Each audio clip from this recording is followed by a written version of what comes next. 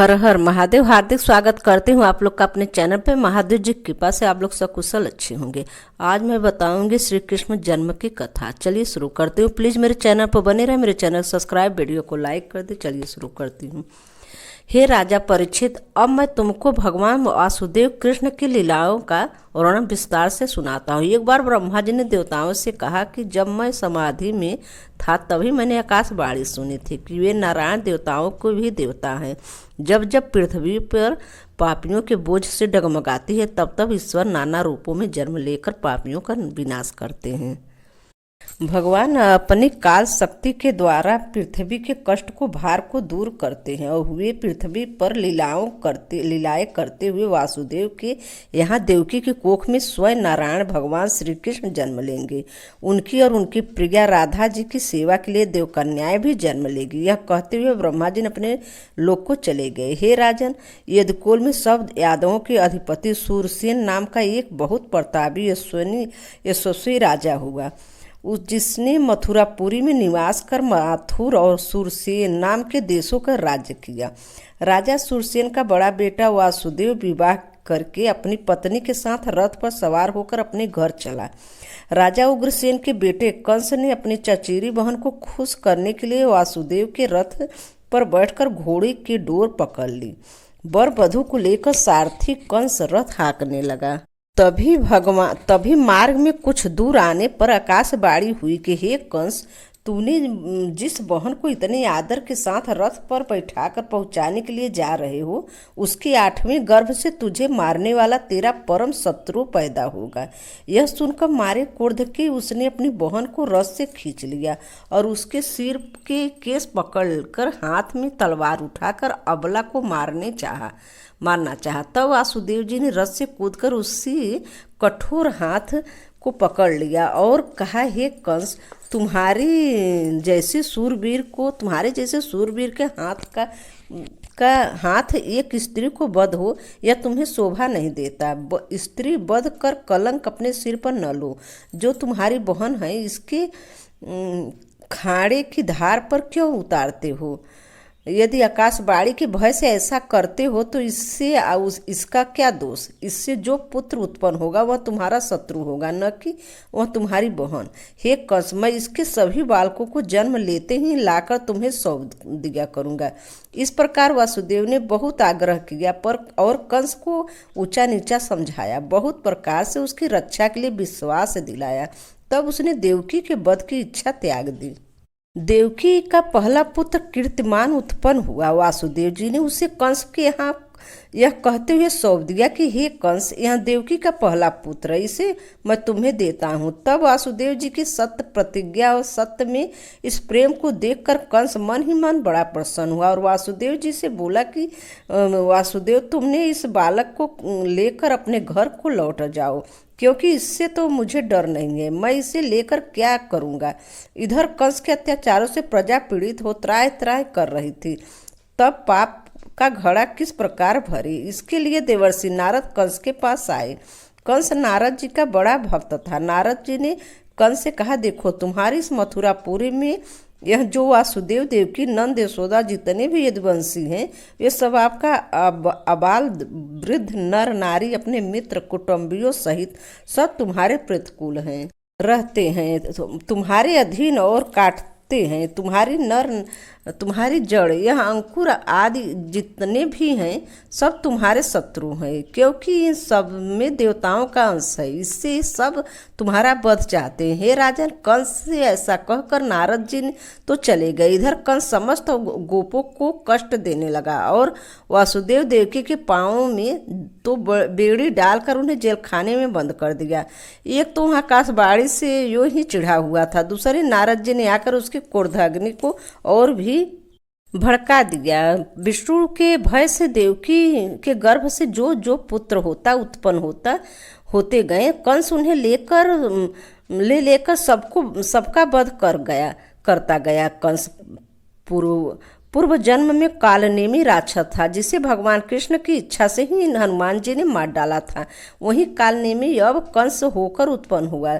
उसने अपने पिता राजा उग्रसेन को भी बंदी गृह में डाल दिया और स्वयं ही सूरसेन आदि सब देशों का राजा बन गया।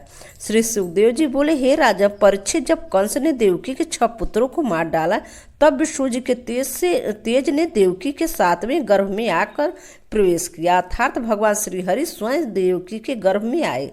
कंस के अत्याचार मथुरा वासियों को अत्यधिक कष्टकारी था। वह सभी भगवान से देखा न गया। उन्होंने झट अपनी योगमाया को आज्ञा दी कि तू सब गोपों और गौओं के साथ यहाँ गोकुल में चली जा और वहाँ जाकर यह रचना रची कि जो मेरा शेष नामक अंश देवकी के गर्भ में है उसे बड़ी सावधानी से निकालकर वासुदेव जी की दूसरी स्त्री की रोहिणी हैं उनके गर्भ में स्थापित कर दो। इधर मैं अपनी पुरांश से देवकी के गर्भ से प्रकट होता हूँ और तू वहाँ नंद जी की स्त्री यशोदा के गर्भ से प्रकट हो। मैं तुझे वर देता हूँ कि तू सबको मनवांछित मनोरथ को देने वाली होगी, जिससे समस्त लोग तेरी पूजा करेंगे। भूलोक के प्राणी जन तेरी मूर्ति की स्थापना कर मंदिर बनवा तेरी पूजा और उपासना करेंगे। संसार तेरा यशो गान करेगा। कोई तुझे दुर्गा, काली, विजया, वैष्णवी, कुमुदा, चंडिका, कृष्णा, माधवी, कन्या, माया, नारायणी, सानी, शारदा और कोई तुझे अंबिका नाम से पुकारेगा। सभी पुरुष तुझे अपनी इष्ट देवी बनाएंगे और जो भी उसे गर्भ को खींचेगी, जो भी अपनी इष्ट देवी बनाएंगे और जो उस गर्भ को खींचेंगी, इस कारण रोहिणी के उस पुत्र का नाम संकर्षण होगा। वह बलराम के नाम से पुकारा जाएगा। परीक्षित, गोकुल आकर योगमाया ने वह सारी व्यवस्था कर दी जिससे विष्णु जी ने लाया था। योगमाया ने गर्भस्थ 7वें गर्भ को ले जाकर रोहिणी के गर्भ में स्थिर कर दिया और वहाँ से वह आकर स्वयं यशोदा के गर्भ में जा बैठी। इधर भगवान देवकी के गर्भ में प्रवेश हुए। उस समय भगवान के तेज से देवकी के अद्भुत प्रकाश हो आया। वे सूर्य के समान चमकने लगे। भगवान विष्णु के तेज से उसके शरीर में स्वर्ण की सी कांति आ गई। उसकी अपूर्व तेज देखकर कंस का भी हृदय भयभीत हो गया। वह अब ऐसी दशा में क्या करना चाहिए? अब वो यहाँ तो मेरे साम दाम आदि के उपाय व्यर्थ से ही हो रहे हैं और अब उनसे काम नहीं चलेगा, कारण कि स्वयं भगवान ही देवताओं के कार्य साधने पर कमर कसी हैं। ऐसी दशा में मेरे सहार के लिए अवश्य अपना बल प्रकट करेंगे। यदि देवकी के मार डालता हूँ तो भारी पातक सिर पर लेता हूँ, क्योंकि एक तो वह स्त्री, दूसरी बहन है और तीसरी गर्भवती है। कुरपन से भी काम नहीं चलेगा। इस प्रकार की चिंता करता हुआ उठते बैठते, खाते पीते, सोते जागते 8वें पहर श्रीहरि की ही चिंता में लगी रहती। सारा संसार उसे कृष्ण रूप को ही दिखाई पड़ता। एक समय नारद ऋषियों के साथ भगवान शंकर जी और ब्रह्मा जी उन वासुदेव देवकी के समय बंदी गृह में आए और सबने मिलकर भगवान विष्णु की स्तुति की और कहा, हे प्रभु, असुरों के अत्याचार से आप इनकी रक्षा करें। हे परीक्षित, इस प्रकार अपने शब्दों में भगवान विष्णु की स्तुति कर नारद सहित शिव जी उन्हें विष्णु जी की जो इस समय देवकी के गर्भ में आ गए थे उन आदिदेव पुराण पुरुषोत्तम के सिर नवाया। फिर देवकी से कहा, हे माता, यह बड़ी प्रसन्नता की बात है कि जिन हरि ने पहले राम के रूप में अवतार लेकर महापापी रावण का वध किया था, वहीं भगवान श्याम सुंदर हम देवताओं का कल्याण करने के लिए अब तुम्हारी कोख में आए हैं। अतः अब तुम कंस से कुछ न डरो।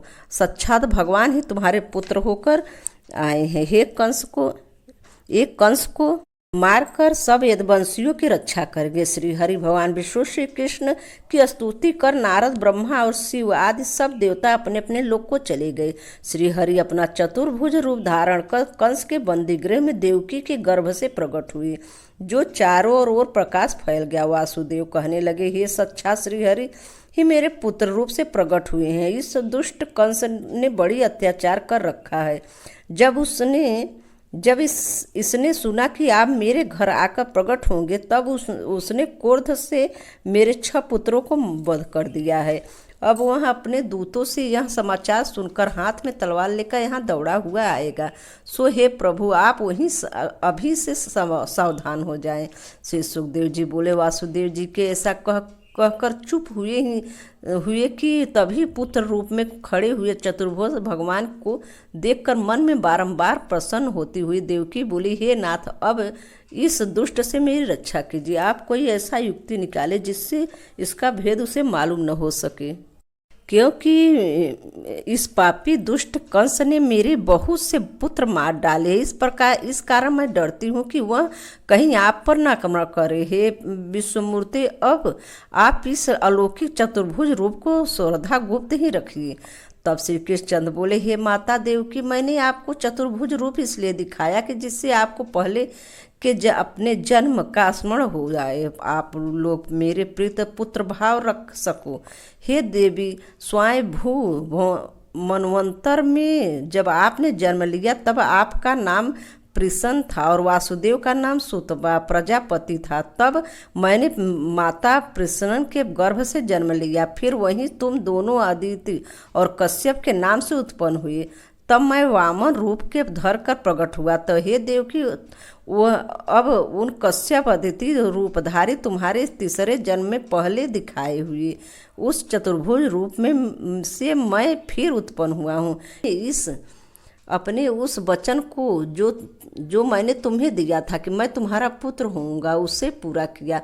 परंतु अब तुम जो कहती हो इसलिए अब मैं अपने इस चतुर्भुज रूप को गुप्त कर बालक का रूप बन जाता हूँ। वासुदेव जी ने श्री हरि के कहने के अनुसार वैसे जैसे ही उन्होंने सूत का गृह से बाहर जाने को हुए, उसी समय यशोदा के गर्भ से योगमाया भी उत्पन्न हुई। योगमाया ने द्वारपालों को ज्ञान हर लिया और जिससे वह जागते हुए भी जड़वत चित्रभात खड़े रहे। सभी द्वार अपने आप खुल गए। घनघोर वर्षा की एक बूंद भी भगवान को भिगो न सकी। शेषनाग ने अपने फनों से छत्र छाया कर दी और यमुना जी ने भी रास्ता दे दिया। नंदराय के घर से जाकर और सबको उन गहरी नींद में अचेत देखकर वासुदेव ने उस बालक को यशोदा के गोद में सुला दिया और उसकी कन्या को लेकर फिर अपने बंदी गृह में लौट आए। पश्चात वासुदेव ने देवकी के गोद में उस कन्या को लेटाकर स्वयं अपने पाँव में लोहे की बेड़ियां डाल ली और जिसे पहले थे वैसे ही कंस के कैदी बन गए। श्री सुखदेव जी बोले, हे परीक्षित, जब वासुदेव फिर अपने बंदी गृह में आए तब वो किवाड़ ज्यों का त्यों बंद हो गया। इसके पश्चात कन्या के रोने की आवाज़ सुनकर सब पहरेदार जाग गए। उन्होंने कंस को पास जाकर संतान उत्पन्न होने की सूचना दी। कंस द्वारा सूचना पाकर बंदी गृह पहुंचे। कंस को आया हुआ देख वासुदेव देवकी का हृदय काँप उठा। देवकी हाथ जोड़ गिड़गिड़ाई। कंस देवकी को गोद से कन्या छीन कर सूतिका गृह से बाहर निकाला। कंस ने कन्या को टांग पकड़कर स्नान करने वाली शिला पर घुमाकर जोर से पटकना चाहा, परंतु हे राजन, जब वह जोर से उसकी टांग पकड़कर पटकने के लिए घुमा रहा था तब वह कन्या शिला पर न गिरकर आकाश में चली गई और वहीं अष्टभुजी देवी का रूप धारण कर कंस से बोली कि हे मूढ़ कंस, मुझे मारकर तूने क्या फल पाया? तेरा नाश करने वाला शत्रु तेरे लिए कहीं जन्म ले चुका है। कन्या की बात सुनकर कंस को बड़ा ही आश्चर्य हुआ और उसने देवकी वासुदेव को जेलखाने से छोड़ दिया और अपनी दुष्टता के लिए क्षमा याचना करने लगा। तब दोनों ने उसे क्षमा कर दिया। तत्पश्चात वे दोनों अपने घर चले गए। कंस ने अपने जो व्यक्ति जन्माष्टमी के व्रत को करता है वह ईश्वर और मुक्ति को प्राप्त करता है, आयु, कीर्ति, यश, लाभ, पुत्र और पौत्र का लाभ करता है और इस जन्म में सब प्रकार के सुखों को भोगकर अंत में मोक्ष पद के अधिकारी हो जाता है। जो लोग केवल भक्तिभाव से कथा सुनता है, संपूर्ण मनोकामना पूरी होती है, उत्तम गति को प्राप्त करते हैं। कथा यहीं पे समाप्त होती है। हर हर महादेव। धन्यवाद।